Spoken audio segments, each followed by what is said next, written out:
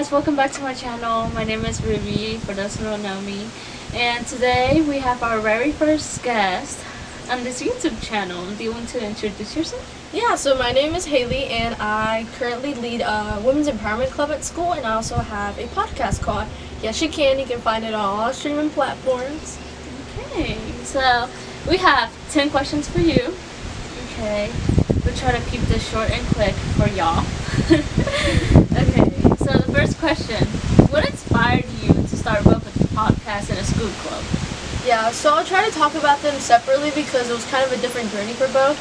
For the Women's Empowerment Club, kind of what inspired that was that there was already a Women's Empowerment Club previously at our school, and simply just because the club advisor switched positions, went to another job, nobody continued the club. So during the end of my sophomore year, I told one of my classmates, I'm like, why don't we start the club again? Or like, I just mentioned it to her, I'm like, why has nobody done that? She was like, oh, you should do it. And I was like, you should do it with me. She was like, this should be more of your thing. So then I told another friend, and she was like, I'm so down. So we put a proposal together, told our principal, and she was like, I love it. You just need to find a club advisor now. So one of the teachers decided to step up, and that's kind of how that started. And for the podcast, the inspiration kind of came from my love of podcasts also, and listening to podcasts. I kind of have trouble sleeping at times. You know, the thoughts just race, and that really helps me kind of focus on something else. And then in class, we actually had a passion project to do. We had 8 weeks to do it, and the majority of my 8 weeks were spent figuring out what I wanted to do, because ultimately I wanted to do something that could last, something that I could continue to do, not just an idea. I wanted to put that idea into action. So that's kind of how the podcast started.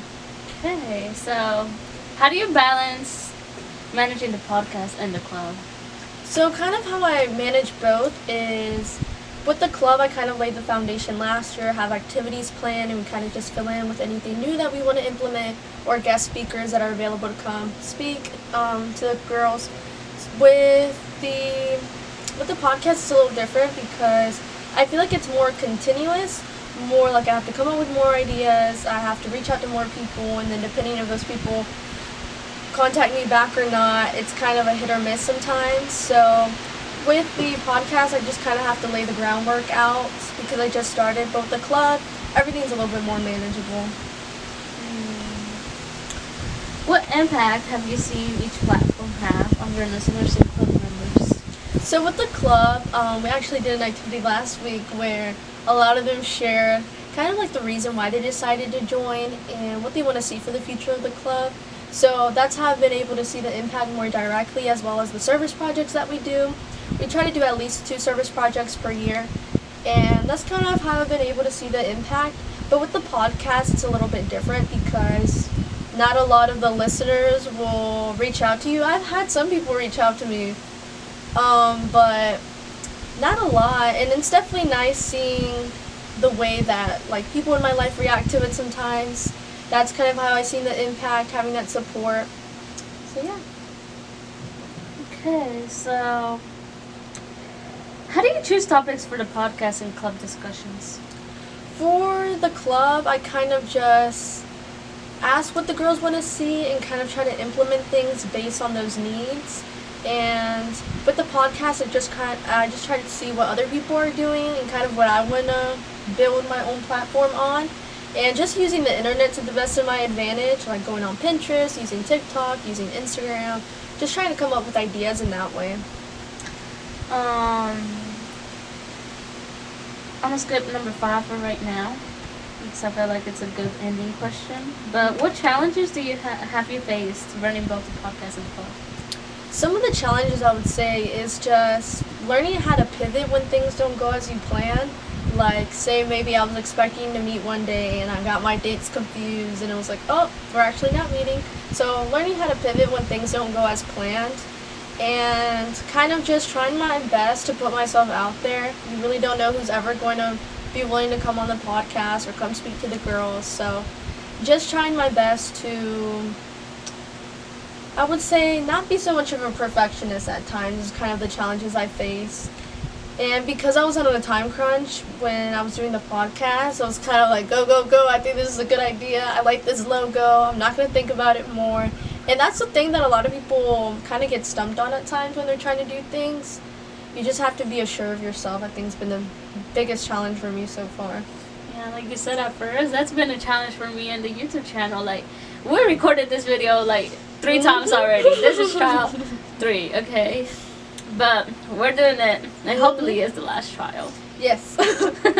Okay, so how do you foster a sense of empowerment among listeners and members? I think the way I try the most to try to foster that sense of empowerment is being as vulnerable and as truthful as I can be, and sticking to who I am, I think, is the way I try to do that the most. So, like, one time I had a girl come up to me, she was having issues with her self-image, and I was like, look, girl, it's gonna be okay, and it's the way you look at the end of the day, I feel like, isn't something that's huge, and I don't think we should place as much emphasis as we do, because at the end of the day, our lives can end any day, and I don't think we should spend that much time on things like that, and I've definitely had my share of issues with that, so it was definitely one of those moments where I had to be truthful with my experiences, and I had to be as real as I could, so that's kind of how I try to foster that sense of empowerment. Okay. How do you stay motivated and inspired to continue the work you do? I think just remembering why I'm doing what I'm doing. I think back to my younger self a lot because she definitely did not have things figured out, and I think I definitely place a big emphasis on myself to have things figured out. And I definitely, like I mentioned before, have dealt with a lot of issues. So I think back to the younger self, and I think back to other young girls out there that may be dealing with those same issues. So that's kind of what motivates me. And yeah. Okay, what's your vision for the future of both the club and the podcast? My mission for the club in the future is just so that it continues. That's one of my biggest worries with it, is that it won't work out in the schedule for everyone. And people will just ultimately forget about it and be like, is it really that important, you know? But I think there's a lot of value in it and a lot of purpose in it. I think having a sense of community and having, especially young girls, have that sense of community is very important to life overall. And funding is also a big issue, so if you want to donate money, please do so. And just leaving the best base that I can, leaving some money aside when I graduate, as well as leaving all the materials that I've used so far, is kind of how I'm trying to set the best base for the future. So just for it to continue and for people to see a purpose in it is what I really hope for the future for the club. While on the other hand, on the podcast, because I am a student and journalism is not my future career, you know, who knows? It's maybe one of the plans, who knows? But because of that, because I still have life, you know, this isn't going to be my ultimate career, I just want to make sure I continue going. And through a lot of the leadership things I do, I meet people and I'm just like, I really want to tell them, do you want to come on the podcast? But I don't think a lot of people do this type of things on a daily basis.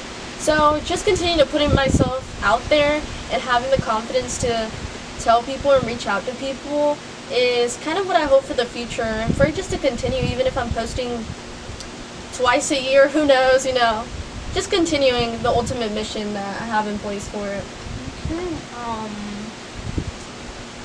What advice would you give young women who want to start their own initiatives? I would say find a sense of community that's empowering for you and that sees value in what you're doing, because not everybody will understand, you know. I don't know how many people can name a teenage girl who has a podcast, you know, not many. So I'm just finding that sense of community and people who see purpose in what you're doing. And I would also say, don't let your inner thoughts stop you. It can be hard at times, but you just have to continue. Is kind of what I would say to those out there.